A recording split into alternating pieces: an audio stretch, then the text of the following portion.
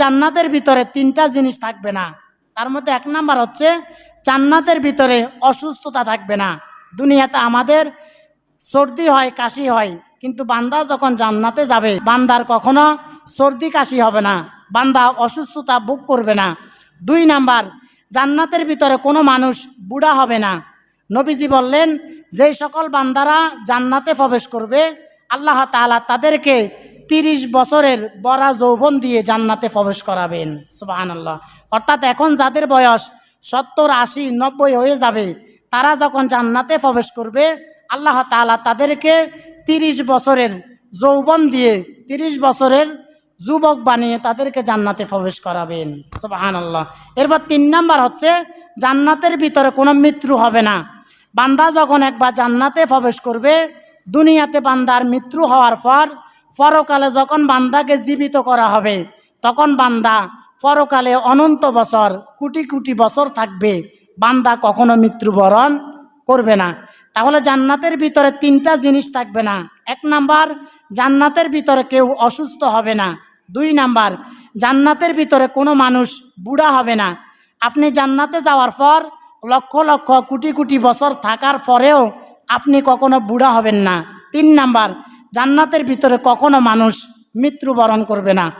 সর্বশেষ আল্লাহ তাআলা জান্নাতীদেরকে বলবেন, হে আমার জান্নাতি বান্দারা, দুনিয়াতে আমি তোমাদের সাথে যে ওয়াদা করেছি, তোমরা দুনিয়াতে আমার ইবাদত করার পর আমি তোমাদেরকে যে জান্নাতের ওয়াদা দিয়েছি, যে নেয়ামতের কথা বলেছিলাম, তোমরা কি সবগুলো নেয়ামত পেয়েছ?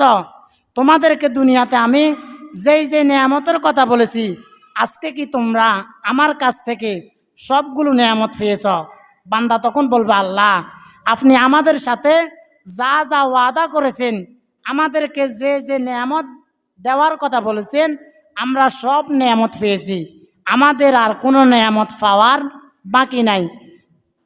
আল্লাহ তাআলা তখন বলবেন, ওয়ালাদাইনা মাজিদ। আল্লাহ তাআলা বলবেন, আমার কাছে তোমাদের জন্য আরও নেয়ামত আছে।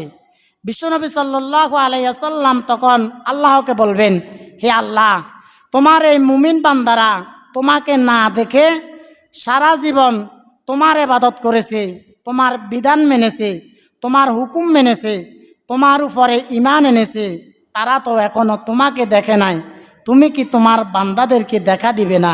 সুবহানাল্লাহ। আল্লাহ তাআলা তখন বলবেন, হে আমার হাবিব, কেন আমি আমার বান্দাদেরকে দেখা দিব না? কেন আমি আমার জান্নাতি বান্দাদেরকে দেখা দিব না? আল্লাহ তাআলা তখন জান্নাতি বান্দাদের সামনে আসবেন।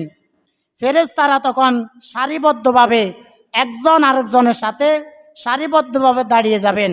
আল্লাহ তাআলা বলেন, ওয়াজা আর রব্বুকা ওয়াল মালাকু সফফাং সফফা।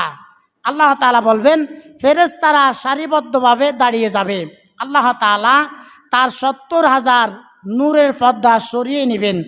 70,000 নূরের পর্দা যখন আল্লাহ তাআলা সরিয়ে নেবেন, আল্লাহ তাআলা সরাসরি জান্নাতি বান্দাদের সামনে আসবেন। জান্নাতি বান্দাদের সামনে আসার পর জান্নাতি বান্দারা আল্লাহ তাআলার দিকে তাকিয়ে থাকবেন এবং আল্লাহ তাআলা নিজেও জান্নাতি বান্দাদের দিকে তাকিয়ে থাকবেন। সুবহানাল্লাহ। বান্দা জান্নাতি বান্দাদের দিকে তাকিয়ে থাকবেন এবং আল্লাহ তাআলা নিজে জান্নাতি বান্দাদের দিকে তাকিয়ে থাকবেন। তাকিয়ে থাকতে থাকতে এভাবে হাজার হাজার কোটি কোটি বছর শেষ হয়ে যাবে। অর্থাৎ বান্দা যখন আল্লাহ তাআলার দিকে তাকিয়ে থাকবে এবং আল্লাহ তাআলা যখন বান্দার দিকে তাকিয়ে থাকবে, একজন আরেকজনের দিকে তাকিয়ে থাকতে থাকতে এর ভিতরে কোটি কোটি বছর চলে যাবে, বান্দা টের পাবে না। সুবহানাল্লাহ। তাহলে জান্নাতে যাওয়ার পর সর্বশেষ আল্লাহ তাআলা জান্নাতি বান্দাদের সাথে দেখা করবেন। আল্লাহ তাআলা তার যে 70,000 নূরের পর্দা রয়েছে, 70,000 নূরের পর্দা সরিয়ে নেবেন এবং বান্দার সাথে আল্লাহ তাআলা সরাসরি দেখা করবেন। আল্লাহ তাআলা ওই সুন্দর মোবারকময় অনুষ্ঠানে আমাদেরকেও যেন কোনো একটি কোণায় আল্লাহ তাআলাকে দেখার সুযোগ করে দেন। সকলে আমিন। সম্মানিত উপস্থিতি, আগামী জুমায় আমরা জাহান্নামের ভয়াবহতা নিয়ে, জাহান্নামে যাওয়ার পর মানুষদেরকে কিভাবে শাস্তি দেওয়া হবে, আগামী জুমায় আমরা সংক্ষিপ্তভাবে জাহান্নাম সম্পর্কে জানার চেষ্টা করব। যারা সুন্নত পড়ে নেয় তারা সুন্নত পড়ে নেন।